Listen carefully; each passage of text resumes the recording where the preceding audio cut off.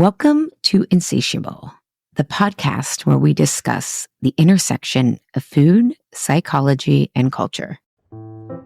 The long game of sustainability and precision is the fastest path to getting what you want, and I should say it's the most efficient, because the way everyone's doing it with the crash diets, you're going to repeat that cycle for the next 10 years. You'll be worse off than where you started. So tell me how fast that is. I'm your host, Ali Shapiro, an integrated health coach, 32-year and counting cancer survivor, and have radically healed my relationship with food and my body. And for the past 17 years, I've been working with clients individually, in group programs, and in company settings to do the same. Welcome. The information in this podcast should not be considered personal, individual, or medical advice. So it seems that we're on a little bit of a weight loss kick recently.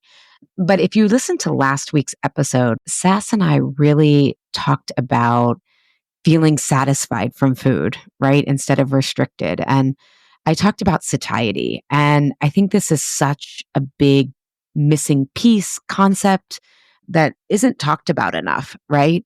How do we get food to feel good in our body and also, lead to good health results? And satiety is really a key. And one of the things we don't think about is how fitness can contribute to satiety. So I wanted to have Philip Pape, who is the host of Wits Weights, which is another top 1% nutrition podcast, so is Insatiable. And he brings complex science and mixes that with real world results. Okay. He's an engineer by background. I'm someone who loves efficiency where you can find it. And Philip is known as the Physique Engineer to combine his engineering background with evidence-based nutrition expertise to help people build stronger, leaner, and healthier bodies without the usual fitness industry confusion. I don't know if a lot of people realize, but a lot of what's out there is not evidence-based, okay? And look, I'm someone who understands the science is always changing. I don't think science is ever settled. But a lot of what's being claimed out there, especially around fitness, is bonkers to me and to Philip, and we're going to talk about that. But Philip's work is all about proving that transforming your physique doesn't require endless hours in the gym, cardio, or extreme dieting. It just requires working smarter. So we're going to talk about that today, of how do we think about exercise as a way to feel more satisfied from our food, to how to feel stronger in our body, and a lot of the things that people don't talk about, including walking. I think walking is about to blow up in this space about how important it is, but how so many of us dismiss it because we don't think it counts, etc. But meanwhile, it's one of the most important things you can do for your health and weight, especially around sustainable efforts. And it is so important for mental health, especially today. So we're going to just talk about a lot of that stuff. I think you're really going to enjoy it and have hopefully a mindset shift around fat loss versus weight loss, nutrition versus calories, all the things that you really need to unpack if you're going to understand how to feel really satisfied from your food and be able to lose weight in a sustainable way.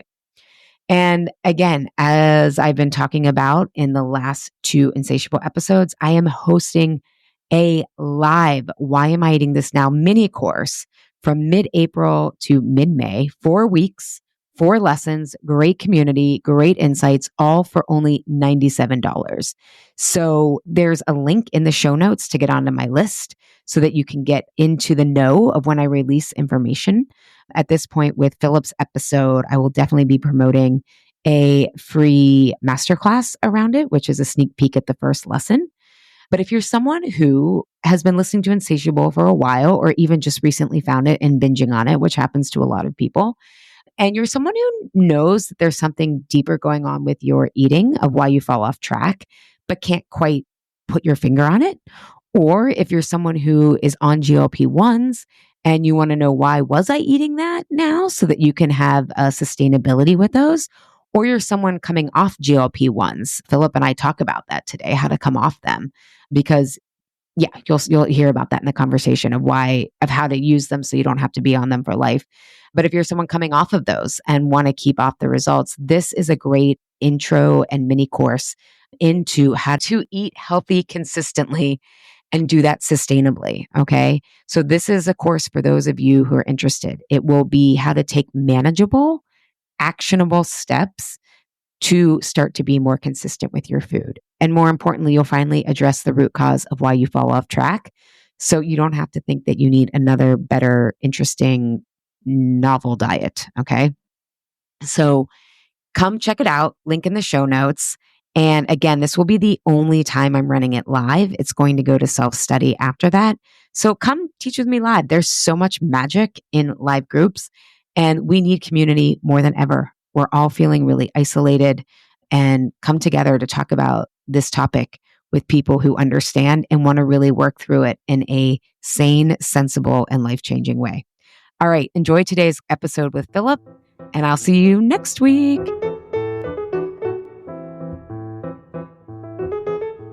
Thank you so much for being here today, Philip. I love that you bring an engineering mindset to fitness and health, because to me that screams efficiency, and I am like an efficiency junkie. So welcome. Thanks so much for having me on. I know I feel like we've talked a bunch over the past few weeks, and it's exciting. Yeah, yeah. And before we get started, I just want people to know also, because for me, I don't know if most of my listeners are female, but a lot of times when I hear efficiency and a dude is talking, I am like, oh, this is a biohacker who doesn't understand the inefficiency of the female body. Or we could call it inefficiency. I would call it elegance of the female body. And they often they miss important things because the female body does not work the way the male body, but you work with female clients too. So I just want to put everyone at ease. Yeah, no, but actually, that's a really good string to pull, because it's a little bit of a challenge to me and others who might work with data. I like that you brought that up. Yeah, 2/3 of my clients are women.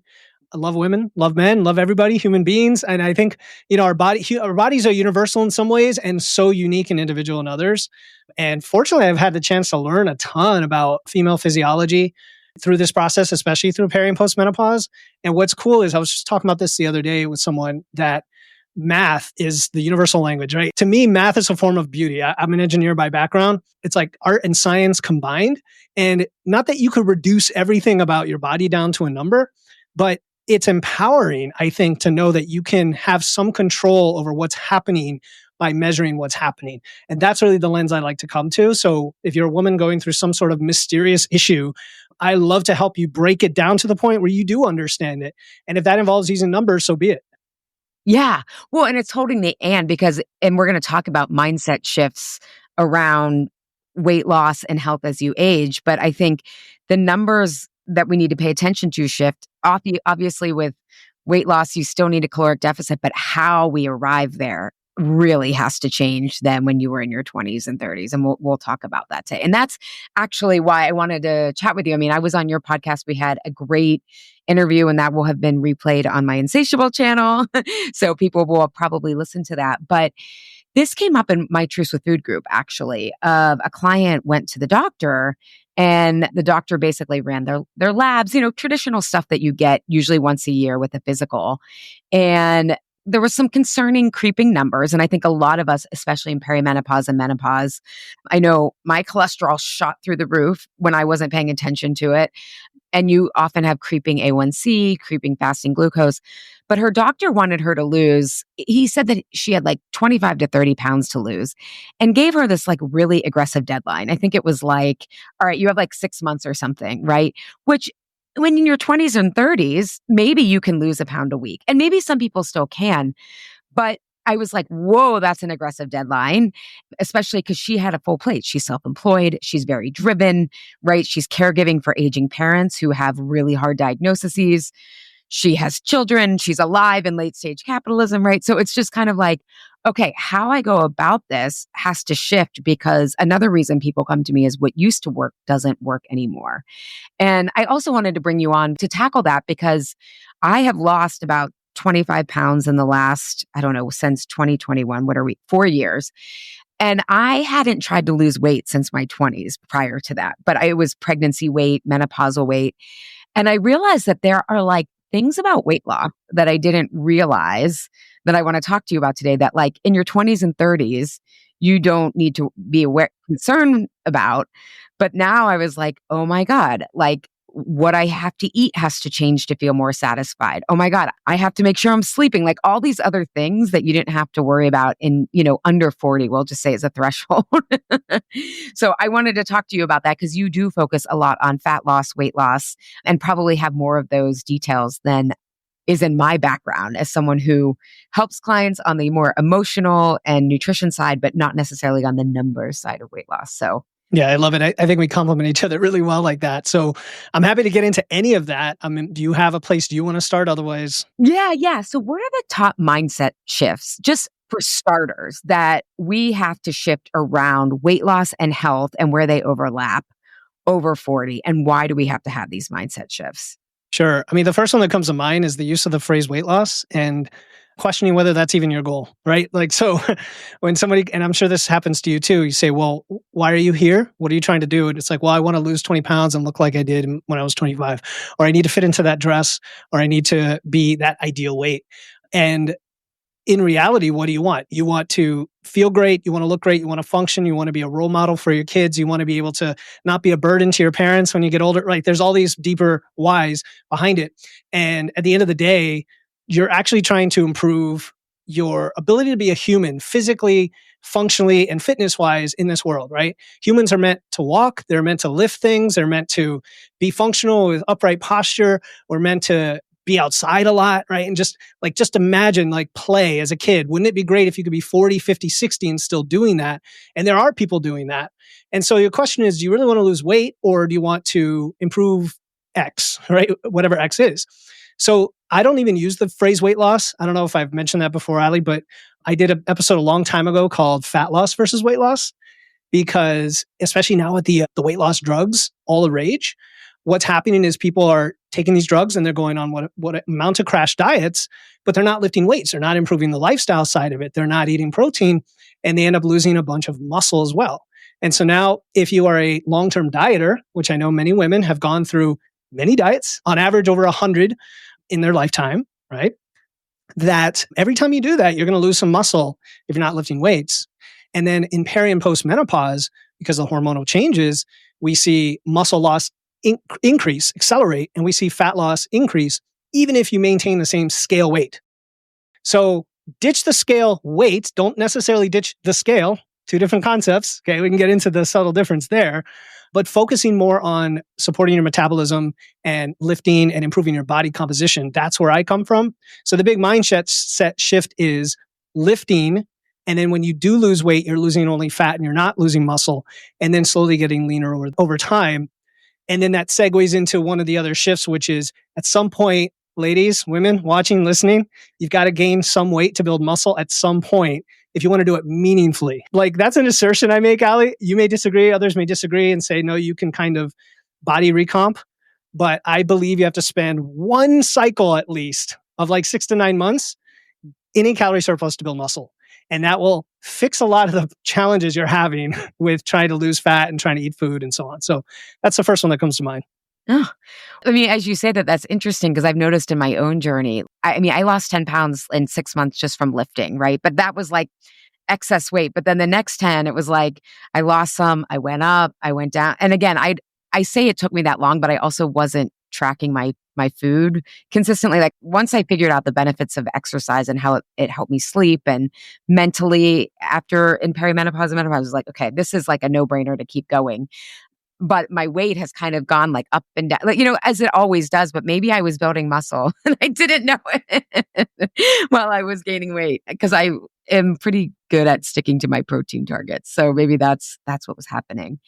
And I just want to kind of back up because I think a lot of people listening will say, well, I want what you're talking about and I want to lose weight. So it's not either or. And I think that's like a whole other conversation over when is it healthy to lose weight, right? Because it's inflammatory and there's different types of weight, which is what essentially you're saying is you could get on the scale and be, say, like in your 20s and say you're 150 pounds, right? You're maintaining that. But in your 20s and 30s, that 150 pounds was like a lot more muscle, right? Versus like just naturally over time, because of aging, that 150 pounds is going to be more and more fat, which again, if it's not some fat is healthy because it helps with estrogen creation after menopause. But if it's the visceral fat around the organs and everything, you're looking at the quality of the weight, I think is the message. But I do want to be more specific because there are two camps out there that compete on whether we are over fat or we're under muscled.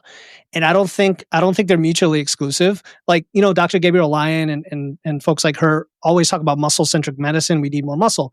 And that's true. And we can talk about that. But there is an unhealthy level of body fat, like you mentioned, especially visceral fat around the organs, where I think I have like 7 scenarios where you say, when someone says, what should I do now? I'm just getting started. What should I do? I'm like, there's 7 scenarios that come to mind. I don't need to list them all, but they're effectively different levels of, okay, do you have like 40 or more pounds to lose, regardless of muscle or anything else, because it's not metabolically healthy? Are you skinny fat? Like, and then everything in between. Like, do you have 10 to 20 pounds to lose? Okay, that might be right in the cusp of where maybe you don't need to lose weight. You just need to build muscle. And then you could always do a fat loss phase later and kind of cut down to be a little bit leaner.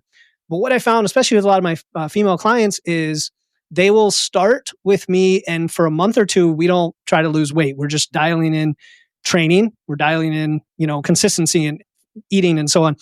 High satiety, we can talk about that too. And then what happens is they start to see some body fat drop and some muscle increase anyway, right? We're measuring their waist circumference or their biceps and trying to do some body fat measurements. They are losing fat and then gaining muscle. And all of a sudden how they see themselves and their waist, their clothes, they drop a size without changing on the scale. And that's a huge mindset shift for them, because then they say, maybe losing weight isn't everything in that context. And then some of them are like, maybe I should gain because now my lifts are starting to go up and I want them to keep going up. But to your point, Al, if you have like 30, 40, 50 pounds to lose or more and you're visibly like over fat and it's a metabolic concern, we need to get you walking, need to get you training, and then you might start on a fat loss phase right away. And as you do that, because you have the extra stored energy on your body, that's an advantage for you. Like, people joke at me, I'm like, I wish I was fat right now. I hate to use the word fat, but I wish I was like that now, because I know that my body has extra calories to draw from as I start to lift weights. So yeah, and then once you drop the weight and you get in that lean range, you can decide which way you want to go. Super flexible. I like that threshold though for people to think of, because it's almost like, okay, if I'm 30 pounds or more, I probably have some weight to lose.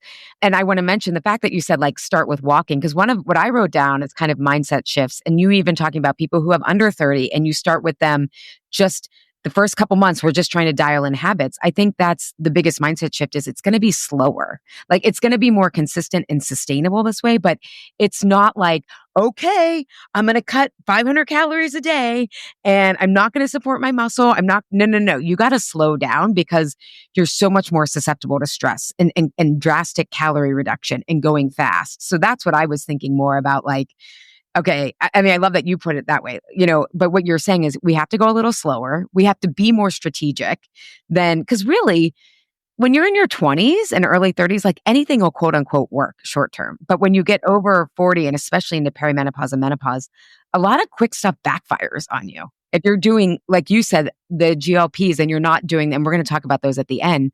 But if you're doing them at the dosage that's recommended, I mean, you're basically on a crash diet, which is not great for muscle loss over 40.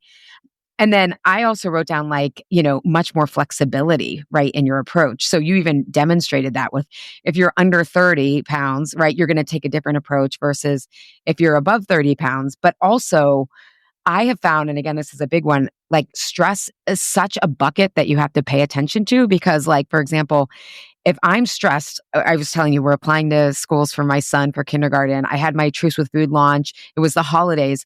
I barely slept in January. I mean, I had a lot of disrupted sleep in January. It's not because I can't emotionally handle all this, but it just physically is taxing because there's not as much recovery in my life, right? My son, who I love, I adore, he has taken all the recovery time, right? And added, so it's like, oh, I have to be flexible that this month, because I'm not sleeping as well, I'm not going to be able to push on my lifts. I'm going to have to walk more to keep my energy up. But I think that flexibility of like stress interruptions and everything is also a huge, like, it's no longer do the same thing every day. Like, you have to account for real life and the stress that brings, I think, much more and as we age. Yeah, you hit on at least 3 things that I hope I remember to cover. One is when you talked about flexibility, to me, the long game of sustainability and precision is the fastest path to getting what you want. Actually, it's the most, and I should say it's the most efficient, because the way everyone's doing it with the crash diets, you're going to repeat that cycle for the next 10 years, and then you won't get there, and you'll be worse off than where you started. So tell me how fast that is. Just because you did the keto diet and lost 40 pounds in a month, tell me a year from now where you are. Please tell me where you are. It is efficient in that sense. The second thing, let me see, what else did you mention? Oh, the second thing I want to mention is this concept of anabolic versus catabolic, right? Anabolic meaning you're supporting muscle tissue growth and adding to your body and building, and catabolic is breakdown. Now, it's not good or bad, right? Like the body does both things constantly, but you mentioned stress. Stress is massively catabolic, meaning it's going to cause your body to tear down its tissue to compensate for the fact that you're stressing yourself at the cellular level. You might see it as this like abstract conceptual thing, but chronic stress and lack of sleep, which increases chronic stress, it all affects cortisol, and that affects you at the cellular level, and your body will compensate for it. Your body's really good at maintaining homeostasis. So that means if you run a lot, you're going to stress yourself out, and your body's going to burn fewer calories. If you are super stressful, your body's going to burn fewer calories. So to your point, it's not about the food and the calories and calories in, calories out, even though at the very end of the root cause like analysis, that's what matters. You got to take 10 steps back and say, what's the real root of the problem here? And it's because you're not supporting your metabolism. You're either running too much, doing too much cardio, you're not lifting and giving yourself enough recovery, you're not eating enough, because many of you are not eating enough at any point to fully recover. And the list goes on and on. The beautiful thing is once you're tracking and aware of this, you can do the reverse. Yeah. Well, and I think that speaks to how you approach it, right? Like you said, like, oh my God, you have to approach it fueled instead of underfueled. You have to approach it giving yourself time to recover versus when you're younger, like, I never thought of recovery. I didn't even have that like in my language, right? Like I just recovered automatically. I also too just want to circle back because you were like, I love math. It's beauty. Like I think what you were getting on is like universal truths. And I think for people listening, how I know something is universally true is if it's paradoxical. And I think what Philip was saying around like these crash diets is like, to go fast, you need to go slow. That's what the Tao Te Ching said, right? To go fast, go slow. And so that is what both of us are saying essentially. Like it may feel like you're going slow in the beginning, but you're accumulating metabolic power, you're accumulating strength. All of this stuff leads to exponential results rather than, so you're almost like a snowball going down the hill instead of trying to be Sisyphant and push the boulder up the hill. And so, yeah, so that's kind of what we were both saying. I think I don't want to speak for you. It is. We can get as philosophical as you want. I love it. I mean, and it's all relative to you, right? It's like if you look at elite athletes or Tour de France cyclists or somebody, they have their own level of how do they reduce stress. You know, they do their easy pedaling on their 2 rest days between the biking events, right? Like don't look at others and compare yourself to them. You've got to start where you're at and make the recovery work for you.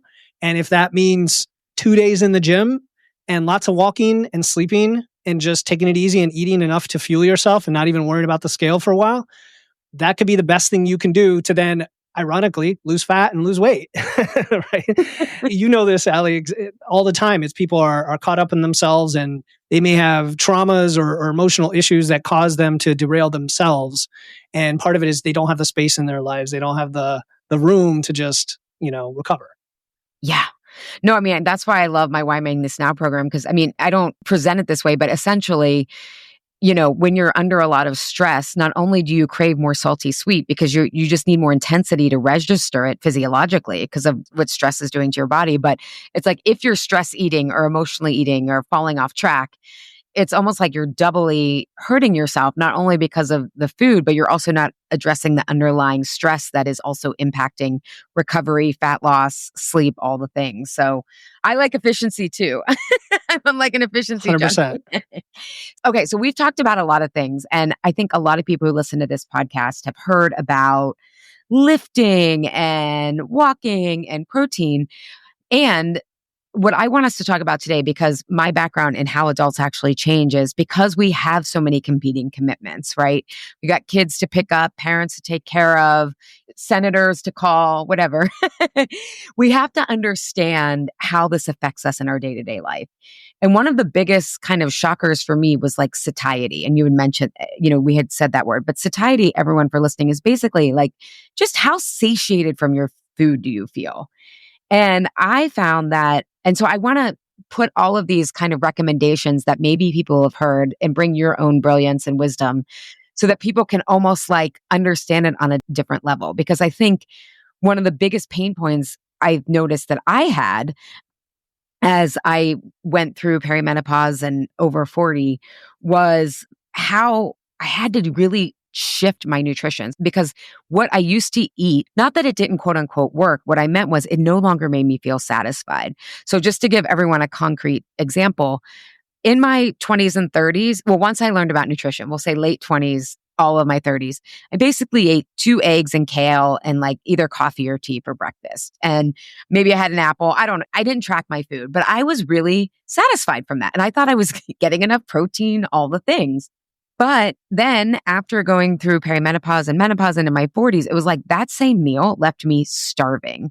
And then I was like, oh, wait, eggs don't have that much protein, or this is only like 250 calories. And to your point of underfueling.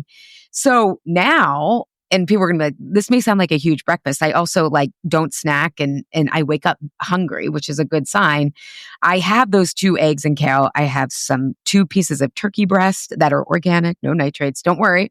And like a fourth a cup of oats with some protein powder, right? So now my breakfasts are like, they're more calories, but they last me so much longer than when I was just doing the same thing that would last me forever under 20 or 30. So I just want to give people like for people who are still counting calories, or to give them a concrete idea of how satiety switches. So I wanted to ask you, like, how in terms of nutrition, because you talked about protein, but how does protein contribute to satiety, and what's happening that now we have to shift the quality and maybe quantity of what we're eating?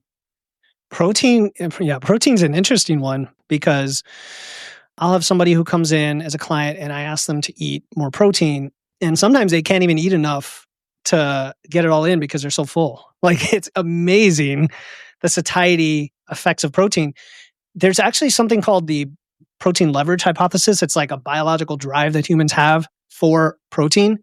And basically what it means is if we eat low protein foods, we're going to compensate by eating more calories because we feel that we don't have enough protein.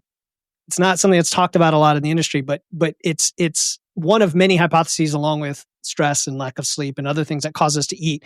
Besides the fact that processed foods are pre-digested for you, and so they don't trigger your satiety signals like leptin and ghrelin in your stomach and PPY and all this other technical stuff. But protein, not only is it great for muscles, it's super filling. It also burns more calories. You burn about 20 to 30% of every calorie of protein you eat. You burn like 20 to 30% of those calories just digesting it.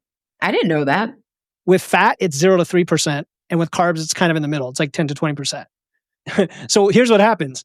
I'll ask, especially a female client who's like potentially worried about gaining weight. I say, all right, I want you to ramp up your protein by like triple. We're not going to do it overnight. We're going to, titrate it up. And the calories end up being the same. And all of a sudden she's like, I can't eat that much. And there's strategies around that. Like, oh, you're only eating twice a day. We need to eat maybe 3 or 4 times a day. And then what happens is her expenditure, her metabolism, calories burned per day starts to go up out of nowhere. This is independent of training or walking or anything else.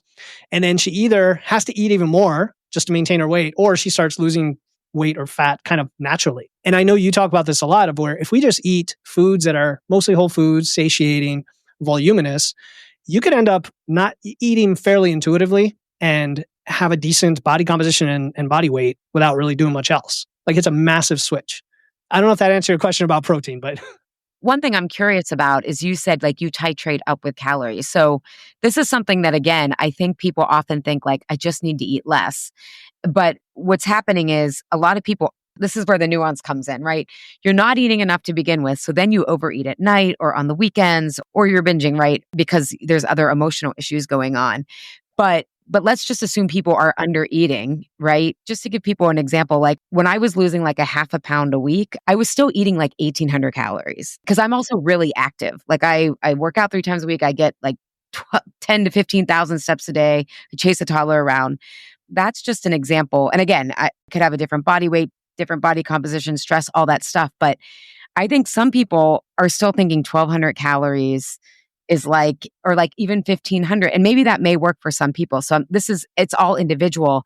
But if someone is, what would you say is a ballpark of thinking like, maybe I'm not eating enough, and then maybe I need to slowly add in to kindle my metabolism instead of just piling on calories? So like when you think of titrating, adding more food in, how do you approach that?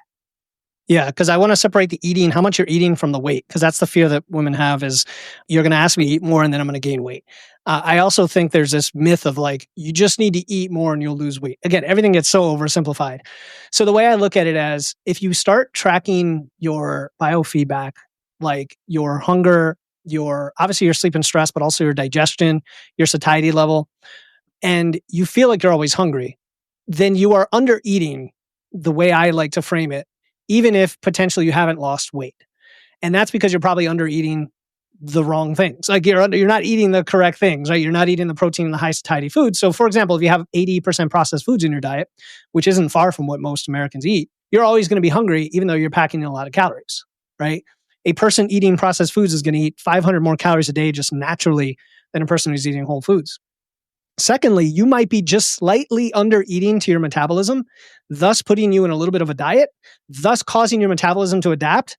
You just created a vicious cycle. You've basically told your body, I don't have enough energy coming in. It's kind of a feast, or it's kind of a famine, an ongoing famine. Your body says, all right, I'm going to just clamp down and we're going to keep you here at homeostasis at a low metabolism. So to your point, Ali, if you just start eating more, what will happen is your metabolism will ramp up in kind. You've got to be doing the right movement for that. You don't want to just be on a couch potato, right? You've got to be walking and lifting, but definitely walking. And then what happens is your energy flux goes up. It's the term that I use is you eat more to move more. You don't move more and eat less. You eat more to move more. And then you get to a point of equilibrium where you don't feel hungry anymore and you feel fueled and you feel energized. And then your body weight stabilizes and it doesn't go up or down, right? What might happen then is your metabolism will continue to climb as you have the protein, as you have the lifting. And now you're in a sweet spot of, okay, I can now eat more than what I felt like I was eating in the past and I can lose weight, or I can just stay where I am and feel super full and energized and not gain weight. And it kind of solves both problems. And so satiety and protein is at the root of a lot of that. Yeah. So I think what you're saying to people is like, there has to be this almost correction period. Because I know some people who take why I'm eating this now and they'll be like, which is the more emotional side. And they'll be like, yeah, my weight hasn't changed like at all. Some people, it isn't the same. But I'm like, but you just sent a signal of safety to your body because you're eating now consistently. You're not overeating, undereating. Like that is huge progress to just maintain while correcting for these other imbalances, right? Would you agree with that? Oh my God, you almost have to get to this. Like, what is my real set point right now without feeling hungry? And you've exacerbated the problem over the years with repeated dieting. And there's also something called leptin resistance that increases as we age, where your hunger signals get more and more off. And so you're kind of trying to rejigger them back into a normal state. And this is, again, why the weight loss drugs are so popular, because people have lost complete control of their appetite. And even when they do try to do all the right things, it may be so far in one direction that they really have a lot of trouble dealing with the appetite, the food noise. And I believe anybody can address this with lifestyle and doesn't need to do that. But I also understand that there's a place for those. And I know we can talk about that a bit. I always bring it back to that because it's a great example of kind of the extreme. Yeah. This is kind of a tangent, and this is like a selfish question, but so every 6 weeks, I had to leave my old gym that I loved because I wasn't recovering. On my days where I would just walk, I would be exhausted. I'm like, I couldn't chase Essa around. I'm like, this is defeating the point. Like, I'm doing all this so I can be an active older parent. And so I hired my old trainer, Brandon from Philly, and we meet like every 6 weeks, and he gives me a lifting routine. And then I get bored in 6 weeks. It's been great. But I sometimes have the problem where if I don't track my food, I undereat compared to how active I am. And then it causes me to wake up overnight and I'm like starving. When again, I'm eating 18 to 2, I'm eating enough calories and I'm like, what is going on? And I was taking kind of a lot of the advice that a lot of women hear around, like, okay, eat before your workout and then eat 30 minutes with that afterwards. And my trainer knows, like, he knows more about the human body, probably as much as like you and all these people. It's like, but he was like, it sounds like you have some leptin resistance. And he had me like, now, like, not, I mean, if I'm going to the gym after breakfast, fine, that's fine. But I no longer eat right like 30 minutes before a workout or worry about getting in all my food within 30 minutes. And I've been fine. Like but he was like, you probably have some leptin resistance from eating so frequently. And I was like, I fucking hate having to eat before, having to eat right after. Cause I like to just do 3 meals a day because I don't like to think about snacks and all that. Is that like something you've heard of like that kind of some of this advice we've been hearing can actually sometimes induce leptin resistance? And again, I do all the things, but my big thing is I just have a very full plate of aging parents, young kids, running a business, trying to have friends. Like it's So I don't know everything about the science, and I know we're always discovering new things. I'm always open-minded to whatever comes. I think the leptin resistance is more hormonal changes with age type of thing. It maybe gets exacerbated with repeated yo-yo dieting. But I also think most people shouldn't even care about it. oh, okay. In reality, if you're listening to this, you're like, oh, now I got to go down the leptin resistance rabbit hole. Don't do that, please. Like, do what Allie did. She listened to her body. Like, you listen to how you respond. You have to understand how you feel before and after training, how you're recovering, how is your soreness. Because some people do perfectly fine eating around their workout, eating the same calories every day. Others, they need to cycle their carbs. They need to like have bigger weekends and lower weekdays. And like, I've done episodes talking about like 6 different ways you can do fat loss because we're all so different. So the only way you're going to know is start with something simple, measure, and then play around with it. Like that's what I do with clients. And it's hard sometimes to know what to play around with. So that's where a good, expert or guidance can help. But to what you're saying, it sounds like you don't thrive on peri-workout nutrition as much as somebody else might. And it's better to have it elsewhere in the day. Yeah. Yeah. I mean, I'm also this, like, I'm a very simple case in the sense that, like, I'm not on any meds, except HRT, and I don't have any existing complications, but I'm also complicated because a lot of this is like, what did the chemo do to you? We have no idea. So it's, it's like, it's like, I never know, right? It's part of my ongoing search. Okay. So protein is really important. Can we also talk about carbs though? Because I think people think they need to be low carb. And I have found, to your point, when you're getting the protein you need, I have a really hard time getting enough carbs in because if you eat whole foods, your fat goes up, right? It's not like I'm out here like, oh, I'm so hungry I can't eat. That's not true. Hunger is a good thing, but you need carbs so that they don't take from your muscle, right? Like, and so I think that's like, how do you think of carbs? Because like you said, keto. Oh, I have so many clients who are like, I heard keto for my, my menopause stomach now and stuff like that. It's the topic that I get the most trolls on YouTube about. Carbs have haters or carbs canceled? Yeah. Yeah. So you can't say anything these days. People, come on. it's a great way to get clicks. Let me tell you. I mean, you should go to my podcast history and just search carbs and see which ones come up. Like, there's one I did called like, there's something like the most underrated reason to eat more carbs, and it's to the muscle sparing thing you talked about, and just a whole bunch of them that talk about like you want to eat more carbs, more muscle, a whole bunch of titles. Anyway, the main things about carbs are, number one, yeah, you should definitely not fear it if you're active, if you're lifting weights. And that's the distinction people need to make.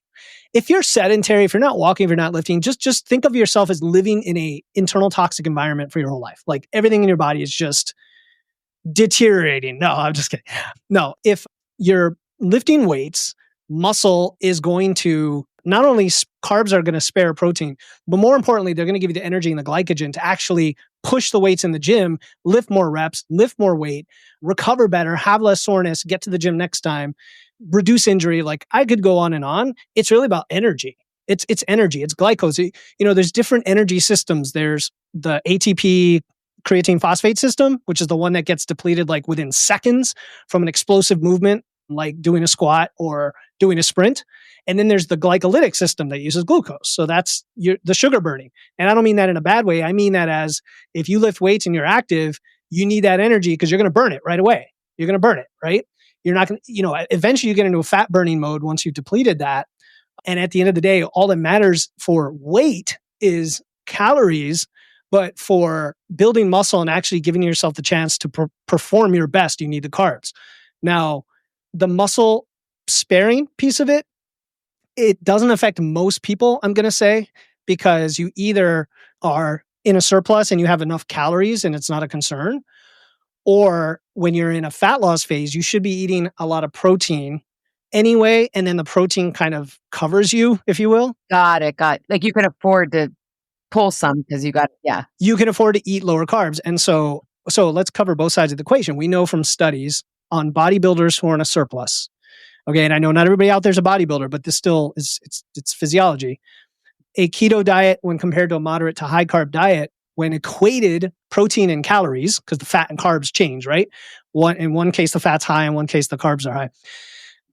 Bodybuilders with a moderate to high carb diet could build up to 5 times as much muscle over a muscle building phase as those with a low carb diet.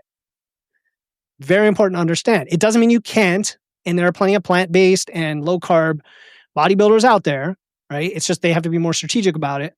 But you give yourself the best shot if you eat carbs. And I'm talking about a lot of carbs. Like if you're eating, let's say 3,000 calories, you're going to have 400 or 500 grams of carbs. If you're eating 2,000 calories in a surplus, you're still going to have probably 200 or more, maybe around there, which for a lot of people is like, oh my God, 200 grams of carbs, right? And that's like my starting point.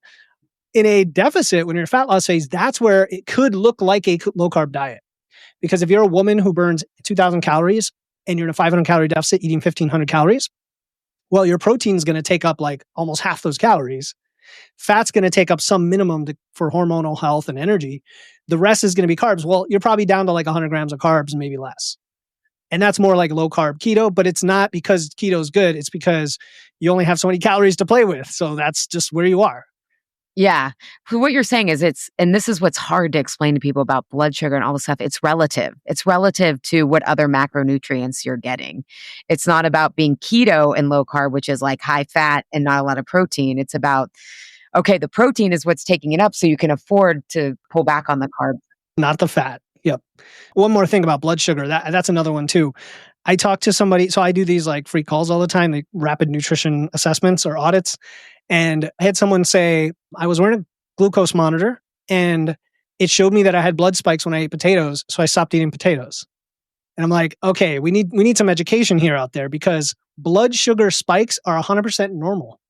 Every time you eat carbs, any form of sugar, which carb is, you're going to have a spike in your blood sugar. Now, if you want to mitigate that, eat more balanced meals where you have carbs, mix of proteins and fats, be active, walk after your meals, and lift weights. Because lifting weights is the biggest, like if you lined up all the variables, that's the one that has the biggest impact on insulin sensitivity and basically mitigates all this stuff because your muscles are these massive sponges for glucose. They're like, give me carbs. And the more you have, the more you could eat. And they don't have inflammatory effects or anything like that because you're using it. Like that's the key. Now, if you're a couch potato, again, and you're just eating a bunch of carbs, that's a big problem. They're going to go to fat storage. You're going to have inflammation and so on. Whatever carbs they are. I don't care if they're potatoes or M&Ms. So blood sugar is not a concern if you are healthy and fit.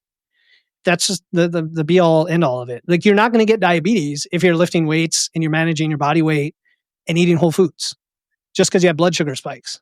Well, and it's also those monitors can't figure out stress either. That's the thing. Stress will cause your blood sugar to spike. I mean, he or she had narrowed it down to potatoes, maybe, but it's like, were you stressed about the carbs? But well, and plus, it's long-term numbers that matter more when it comes to blood sugar, like your A1C, right? It's not the short-term. That's people are. That's the biohacking part that I don't like. So I want to get into how muscle affects satiety, but you mentioned something about plant-based, so when you're talking about protein, are you talking about just animal protein versus, or just all protein together? Because that's I have some clients who are vegetarian and they know it works. I have some clients who are vegetarian and I have this sneaking suspicion it's not working for them anymore. And then some are just confused. But when you think of building muscle and protein, are you just talking about all inclusive? Like broccoli is 5 grams of protein. I know that because it helps me get my protein, but I'm also eating it with chicken, or you know what I mean? Like, so how do you think of protein in terms of animal versus plant? Yeah, I think so. I've had vegetarian and vegan clients. Veganism is very challenging, but also I find that vegan and vegetarian clients have a little more education and kind of, I don't want to say that they're more dialed in. I've had clients who really struggled and we had to work on that. And I've also seen vegans who have a highly processed food diet of, vegan products. But as long as you have all the amino acids, you're good. And so I think a lot of people who are on plant-based diets kind of understand basically you need to combine foods, or you need to have a diversity of foods like rice and beans. If you combine them too and you have all the amino acids, as long as you meet your total protein needs every day, and it doesn't even have to be evenly distributed. We know in the evidence, just having the total minimum protein from a diversity of animal and plant-based sources should be good enough. And that's because they've kind of built in the buffer. And what I mean by that is, just so your listeners know, the target I use is 0.7 to 1 gram per pound of your body weight a day. And you can get more complicated, like pounds of target body weight and based on lean mass and all this fun stuff. Just keep it simple.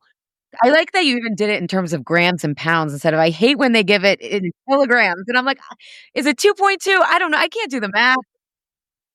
But you're saying pounds for everyone. That means take your weight, your goal weight times 0.7 to 1. So like if you wanted to be 150 pounds, that would be, I'm doing quick math here, 120 grams. Sure. Yeah, 120 to 150 in that ballpark. Yeah. But if you ate 120 grams of protein a day, even if it was from a lot of plants, even if it was quote unquote suboptimal, you probably really only need like 90 grams worth of the complete amino acids. And it's kind of like buffered in for you. So that's why I say like, don't overthink it, but also don't be eating one food, all the time. Like you need to have a diversity of food for other reasons too. We can get into that because I love all the findings now we're seeing about how fiber affects your gut, which then affects satiety in the opposite way than we think. Yeah. Oh, I've been telling people, well, at least in my groups, like a healthy gut is actually about how many foods you can tolerate, not how many you can eliminate. But that's a whole other podcast. But I want to get back to lifting because you talked about your muscles kind of sucking up that glucose. And so I think a lot of us understand we need muscle for aging. Okay, it helps our metabolism. But how does it affect satiety? How satisfied we feel from our food and preventing cravings? How does that work physiologically? Wait, you mean having muscle? Yes. Why is it better to have? Because what you've been talking about, maybe I'm filling in some blanks that I just kind of know from my knowledge, but what Philip has been talking about is kind of how to increase your metabolism, right? And, I used to think metabolism was like an organ or this entity, but it's just the energy exchange in your body. That's how I think it most simply.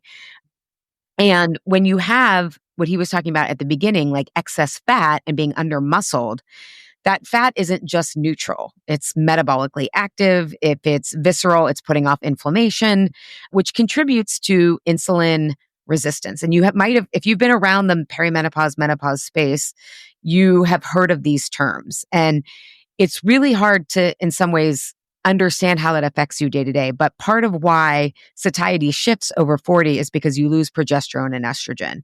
And so essentially what happens is your cells lose insulin sensitivity and they become more resistant to insulin. So you can add to this metaphor if you want, Philip, but I say it's almost like your cells have put headphones on their ears and they can't hear the food in your system as much. And so it's harder to get that food into your system. And so what ends up happening is you don't feel satisfied from your food. And so, but when you're under 40, you don't got headphones on. Everything's just flowing in the club, But this is different over 40. When you start to lose muscle mass, muscle helps you increase insulin sensitivity, decreasing insulin resistance, which makes you feel more satiety. So that's kind of where my leading question was going. I mean, Allie, look, you guys listening to Allie, you've got to keep following her because she knows her stuff like this. She's talking about insulinemia, right? Which is like ultimately started from, you mentioned stress. You're also, if you're eating carbs but not working out, you chronically overproduce insulin, which then promotes visceral fat accumulation, and then it prompts inflammation and oxidative damage. And then it also makes you super hungry all the time. So like beautiful, like you just said it all right there. And then I think your question was like, how does lifting or muscle counteract that? Which it's exactly one of the top reasons to lift weights that we don't talk about enough when it comes to longevity, because it does improve your insulin sensitivity, right? It immediately counteracts that. And by the way, I want to talk about walking in the same breath. Yes. I like how you call it not sitting. Yes, because sitting also is highly correlated with visceral fat accumulation as well. It's just signals that you're telling your body about what it needs to do to survive in the environment that you're in. And so if the environment is you're totally sedentary, it's going to store that visceral fat. If you are walking, if you're lifting, it's actually going to use more of that. It's going to prioritize that because visceral fat is even more active than the other types of fat, right? So it's actually going to want to tap into that first, which is amazing, right? So people with more muscle are going to have fewer sugar cravings, are going to have better insulin resistance, their body handles more carbs more efficiently. So better appetite regulation, period. To the point where, I mean, I've experienced this firsthand. I'm doing it right now. Is like, I sometimes can't eat enough. You know what I mean? Like I need to eat more sometimes. It also suppresses the hunger hormones. So like we know that's another reason not to sit, because if you sit too long, you get hungry just from satiety signals. A single session of resistance training will lower your ghrelin for several hours.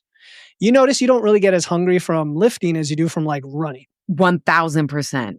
Or walking. Like walking doesn't usually make you that. I mean, it might make you a little hungry, but nothing like, chronic cardio would, which can increase hunger. And then we know that what else? Well, you could eat more when you have more muscle mass, right? Because you have more metabolically active tissue on your body. And again, back to GLP-1 and peptide YY, those are two other hormones we learned a lot about. Those actually go up when you have more muscle mass. They go down with age, which is part of the reason people get worse and worse with age. It has to do with mitochondria and everything else. I don't even remember all the science behind that. Did I miss anything? No. There's no reason not to lift, people. Well, I think that's really interesting about the visceral fat. As you were talking, I kind of, I view everything through the lens of safety, like both my emotional work, but also the physical safety of like getting the quality nutrition, getting enough nutrition, but the lifting, the sleep. And as you were talking, I'm like, oh my God, if you have the energy to walk around, if you have the energy to build muscle, your physiology is saying we're resourced, we're safe here. You don't have to hoard all of this weight because again, it's if you are someone who is like, I'm eating less and less and I'm gaining more weight, your body does not feel safe enough to use the material you're giving for whatever reason. Could be lots of reasons.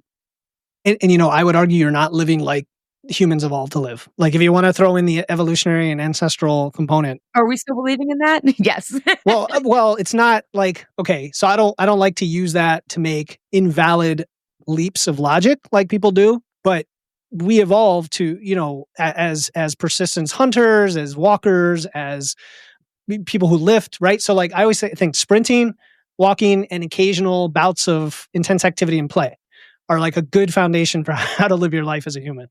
Yeah.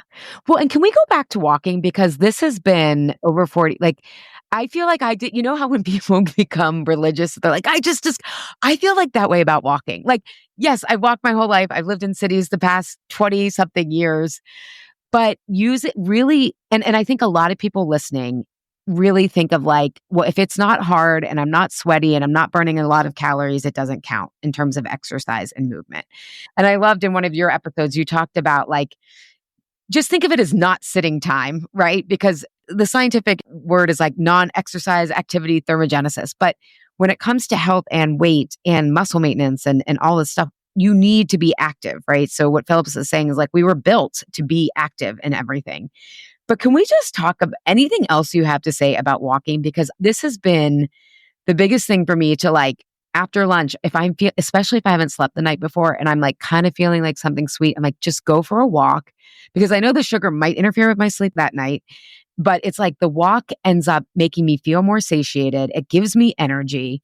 And I love it, like, because I go outside and I love being outside. It clears my head.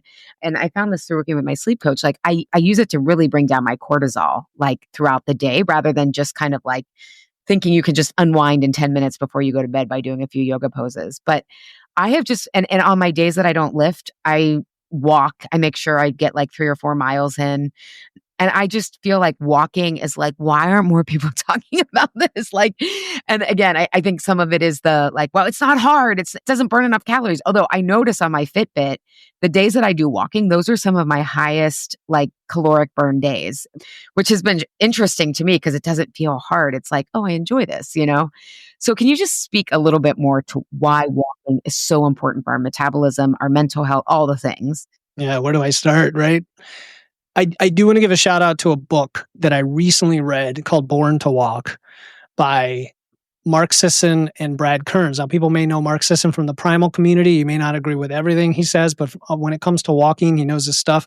And Brad Kearns is actually on my podcast. His episode's coming out in a week or so. Well, I don't know when this is coming out, but it might already be out. But anyway, these are guys who have a history of running at the elite level and have basically come to the conclusion, and the evidence supports that running is one of the worst things most people can do. Whereas walking, and I mean, and I say that emphatically, if you're not an elite runner or an endurance competitor who truly, pursues it as a sport with the proper footwear, with the proper form. Ever since Nike invented cushion soles in the 70s, like that has been a problem because people think they could just go out and heel strike and impact their joints in a very unhealthy way for miles and miles and miles on end. It's really bad. Anyway, I know you asked about walking, not running, but it's good to contrast the two, even from a calorie perspective. Take everything out of the equation. If you look at the equations, and Dr. Herman Poncer has a really good section on this in his book, Burn. He's the guy responsible for studying civilizations all over the world, including the Hadza hunter-gatherer tribes, including like the Blue Zones, Western civilization. And he basically came to the conclusion that if you take two people of the same height and body composition, no matter how active they are, they're going to burn roughly the same amount of calories. And that's like, whoa, that's mind-blowing. And that's because our bodies compensate. Our bodies compensate for what we're doing. Now, there's a small window where as you move more, as you get off the couch and move more, you are going to burn more calories up to a point. And then it's going to start to level off because for every calorie you burn, your body says, I need this to take it from somewhere else. I'm going to downregulate your hormones. And sometimes it's very severe, right? If you're like chronically doing cardio, chronically dieting, you lose your period, like it gets really bad, right? Down at that level, we see that with bodybuilders. So, but my point is he had a graph that showed how many calories per unit that you would burn between different activities. And with running, you burn the same amount of calories per mile, no matter what speed you go, because you're lifting yourself off the ground. So like the physics work out that way. With walking, remember, you're not lifting yourself off the ground. You're like pushing yourself at different stride speeds. The faster you go, the more you burn, to the point where when you're like 4 miles an hour, you're burning almost as much as when you run, but without any of the negatives of running, without the recovery issues, without the impact, without the soreness. The dread of running. Without the dread, right. Like, yeah, if you think you enjoy running, question whether it's an addiction rather than an enjoyment. But anyway. Or you're just doing it because you feel like you should. And it feels good because you burn calories versus the process. Yes. So to your point, how long can you run versus how long can you walk? You can walk forever. Humans are meant to walk. We can walk 30, 40, 50,000 miles or steps in a day if you wanted to. Hunter-gatherer tribes put in about 20, not a crazy number, but it's still a lot. If you go to Disney World, you're going to put in 20 or 25, right? Like walking all day, unless you take one of those carts. Don't get me started. Just from a calorie burn perspective, you could actually burn a lot more walking because you could do a lot more of it and it's not going to impede your recovery.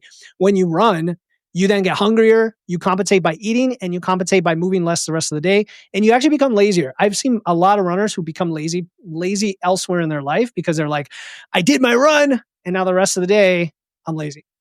It spurs on a lot of I deserve this eating too, because I did working out that I hated. That's right. We're saying this so that people listening are like, I can ditch that and I can instead walk and I can lift weights. And lifting weights can be really fun and empowering once you start to make progress. But that's just the calories.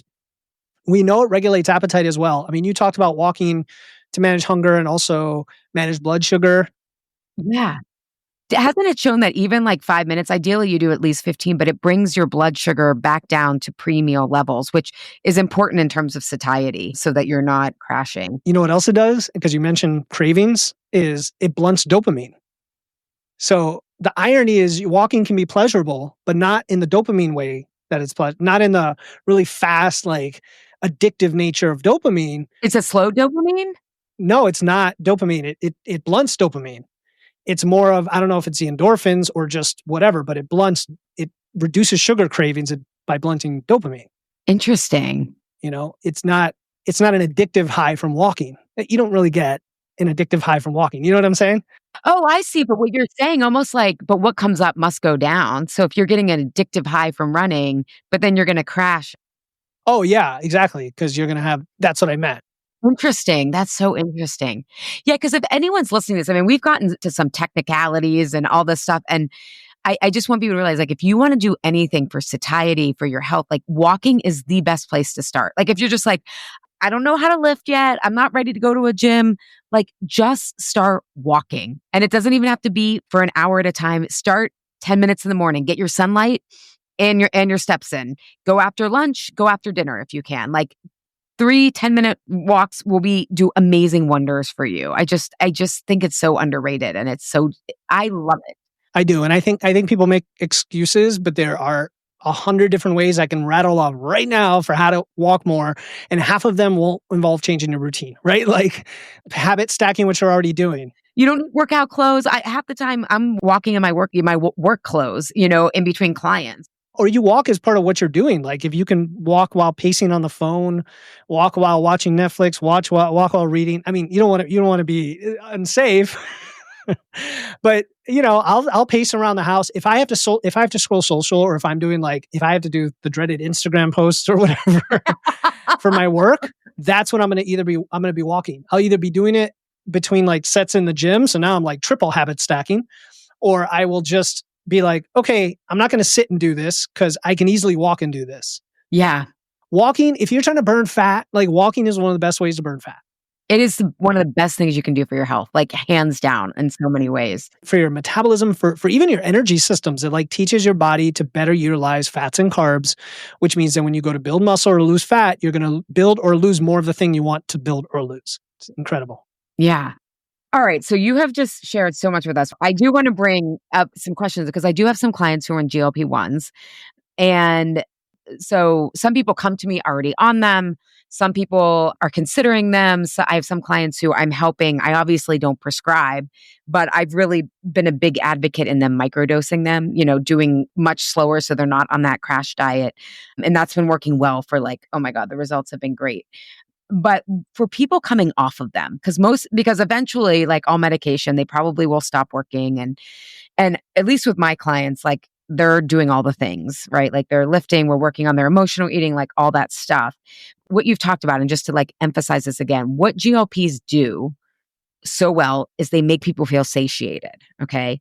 And what Philip and I have been talking about today is there's natural ways to do that. Get protein, build muscle, walk, sleep, manage your stress. I know it feels like a lot. Eat fiber. Yep. Eat fiber. Yeah. Eat fiber, nurture your microbiome, all of these things. So part of why when I'm working with clients and they're asking for my opinion and they're starting to go on them, and I say hey, just start at the lowest dose and think of it more as a supplement instead of the magic bullet, because or some people want to start on them and then do these other things in the meantime as a bridge. So I'm sharing this with everyone because what you're trying to do is bridge the gap, the chasm between what the drugs are doing and what you can do naturally, so that when you come off of them, oh, I just feel a little less satisfied than, oh my God, it was doing all of this work, right? So we had talked about when I wanted to have you on, I'm like, hey, you're working with clients, some who are on, some aren't. But how do you advise clients to come off of them? Because that's something that I feel I've been saying to my clients, we want to start adding some calories, but slowly, because you want to kindle your metabolic fire, but you don't want to put it out. So how do you navigate helping clients get off of them once they have everything else dialed in? Quick little story first in that one of my earliest clients, she was in her 60s. She never lifted before. And I helped her start using a barbell and lifting. And she's super into it. She's 4 times as strong as ever in her 60s. Okay. And eating right, tracking, blah, blah, blah. And then we went into a fat loss phase, and she was taking Ozempic for diabetes and I wasn't even familiar with it at the time. This was 2022, well before any of these drugs came out. And she would always rate her hunger as a 10 out of 10, as in no hunger, because I have scales of 1 to 10 for biofeedback. And I remember not thinking too much about it early on because I didn't know about the drug. And then I researched it at the time and I said, whoa, this thing is for diabetics, but the reason it helps is because it reduces their appetite. And it was 10 out of 10, 10 out of 10. And we were on a pretty aggressive diet, within the range that I would take a client, but even more aggressive than I would think that she could handle because of this drug. And I'm like, this is incredible. But she said, I'm going to go off of it with my doctor's advice because the doctor saw how she was now no longer, she was pre-diabetic. She wasn't diabetic. So she was no longer pre-diabetic, which is incredible, right?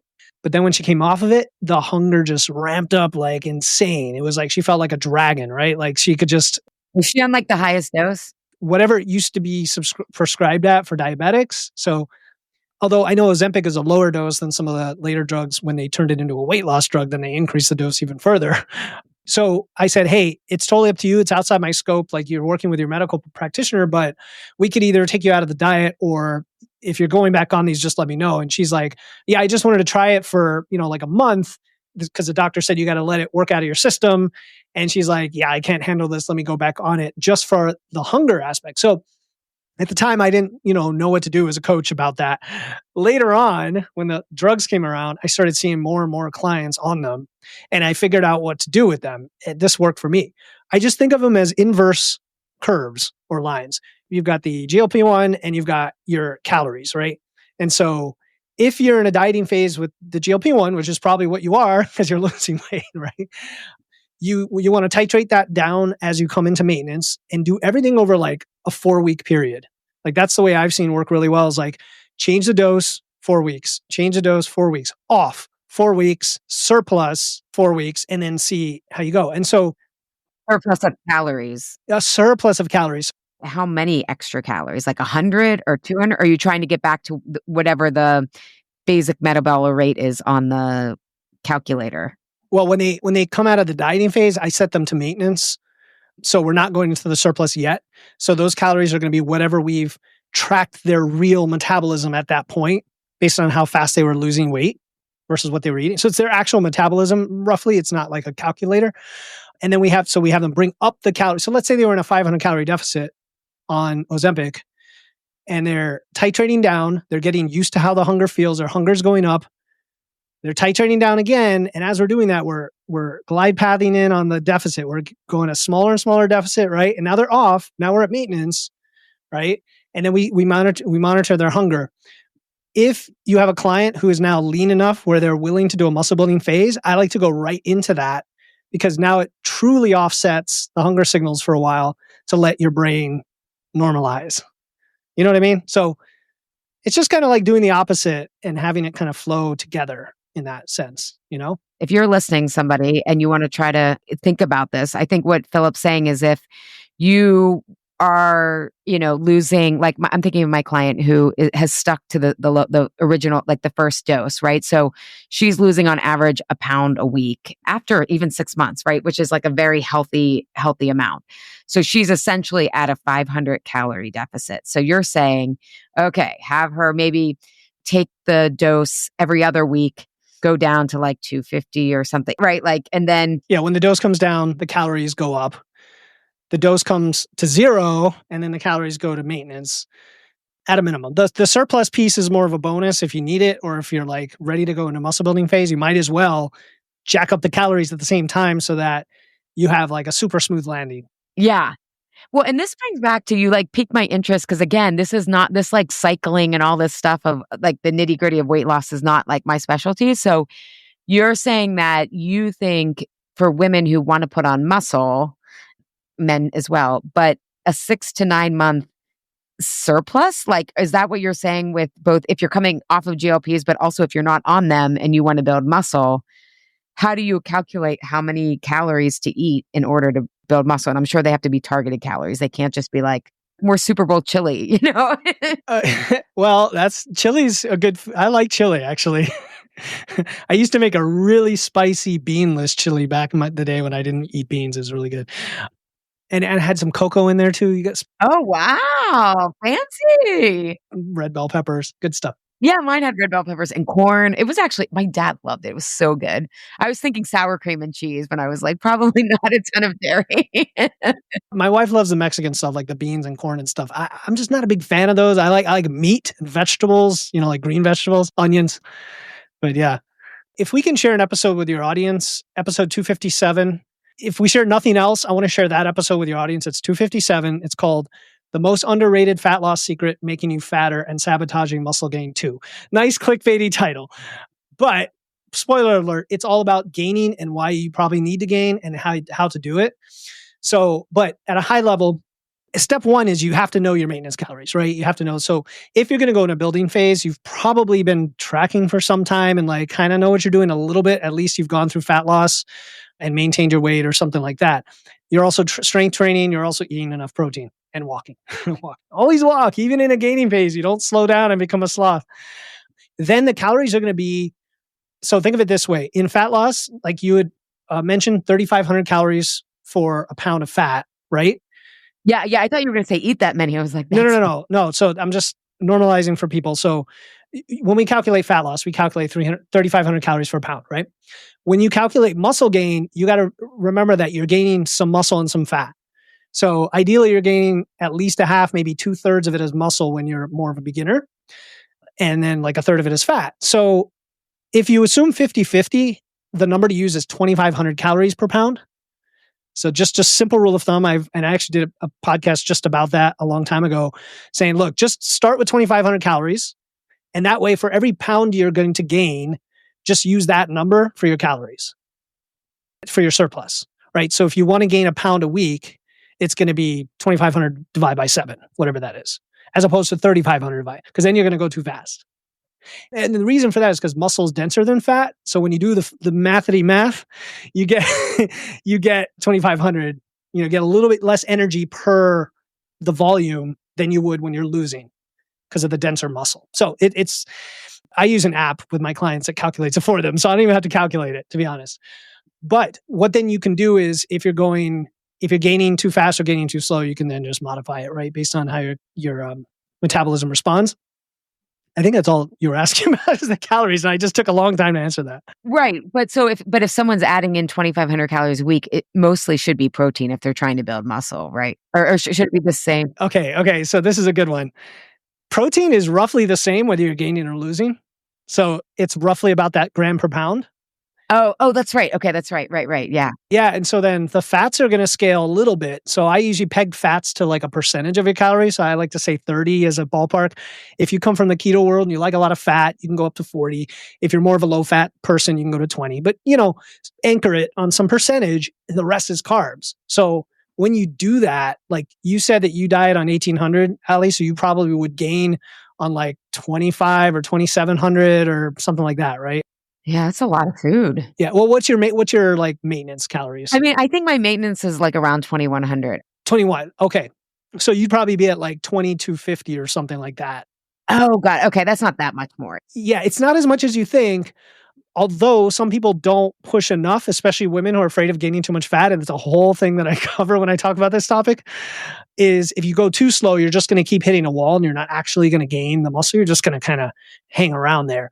So it's got to be aggressive enough. And aggressive enough is, I would recommend 0.4 to 0.5% of your body weight a week. So if you kind of do the math, if you weigh 150, that's 3/4 of a pound a week. So that comes out to be about 3 pounds a month ish. And then you would do that for 6 to 9 months. So 6 months would be 18 pounds. So it's probably going to be less than that for a woman, to be honest. You probably are going to gain 10 to 15 pounds over 6 months. And then of that 10 to 15 pounds, at least 7 to 10 is going to be muscle first time you do it. So think about it. If you gain 15 pounds, 7 to 8, let's say 8 is muscle. That means 7 of it is fat. Now if you just lose 7 pounds of fat, you're going to be heavier than you were, but you're going to be leaner. That's what I love about the whole thing. So that's why you have to really understand body composition, not just weight. Like how I landed that plane? No, you landed it. Pick any female like athlete or somebody you aspire to look like who looks fit and lean and tone, whatever words you use, other than like a massive powerlifter or something. Like an athlete, they weigh probably 20 to 30 pounds heavier than you think they weigh because of the muscle. That's why scale weight becomes meaningless eventually. Yeah. Going back to our very first topic. Yeah. You saying all this, so I'm like, this sounds like a lot of work. Like, if you want to do this, go work with Philip. Have someone like do the mathy math for you and tell you what to do. I'm like, this is where I'm like, peace out. Like, I'm fine. I have my own coaches because I get stuck. It's like, yeah, it definitely helps to have someone guide you, even if you just do it one time and then suck in all the education, and then you could do it on your own, That's true. Yeah. Yeah. So where can people find you? We'll link to your website in the show notes, but tell people where do you like to hang out and where can people find you? Yeah, I would say Instagram as far as socials, so at Wits and Weights. But other than that, if you follow my podcast, there's like so many ways to contact me there. And I would encourage you to just do that and like suck up the education. And then when you're like, hey, I got to do this, then you reach out to me and we can work together. Sounds great. Thank you so much. I learned so much, and I'm so glad that we spent so much time about walking. Go out and take a walk, everyone. Hopefully you're walking while you listen to this. Such great questions. I love talking this stuff. I'm glad that you didn't just ask me about my story, because I love digging into these details instead. Yeah. Thank you so much, Philip. Thanks, Allie.